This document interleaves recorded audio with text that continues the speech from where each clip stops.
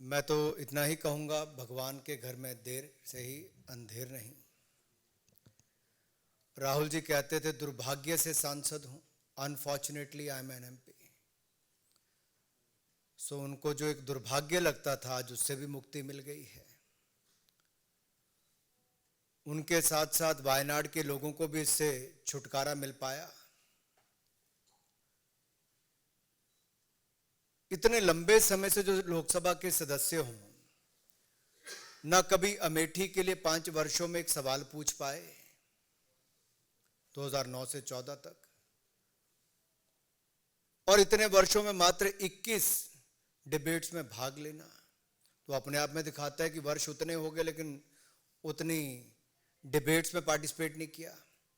एक भी आज तक प्राइवेट मेंबर बिल तो लाने की बात दूर, लेकिन अपनी ही सरकार में 2013 में ऑर्डिनेंस को बड़े चौराहे पर फाड़ देने का काम और नॉनसेंस बोलने का काम यह श्रीमान राहुल गांधी जी ने किया। वो सदा अपने आप को संसद से ऊपर, सदन से ऊपर, सरकारों से ऊपर, देश से ऊपर और न्याय व्यवस्था से ऊपर समझते हैं। और इस सेंस ऑफ एंटाइटलमेंट की जो बात कही, ये अपने आप में उन पर लागू होती है। अब एक बात पहले आई कि क्या 2 साल की सजा। देखिए मित्रों, 2018 में, मैं आपको 2018 में इसलिए लेके जा रहा हूं कि एसएलपी जब सुप्रीम कोर्ट में आई तो 2018 में उनसे रिटर्न माफी मांगी गई, लिखित रूप में माफी, और कोर्ट ने कहा भविष्य में सचेत रहना, ऐसी गलती मत करना। लेकिन 2019 में एक बार नहीं कई बार ऐसे झूठे आरोप तो लगाए ही। अभद्र भाषा का प्रयोग, अपमान करने का काम, अपशब्द बोलना, ये उनकी आदत सी बन गई थी। सभी चोर मोदी हैं ये बोल दो, किसी को किसी की हत्या के साथ जोड़ दो, कुछ भी कह दो, आपको तो कोई देश में कोई कुछ कर ही नहीं सकता, ये उनको लगता था, क्योंकि वो सब चीजों से अपने आप को ऊपर समझते थे।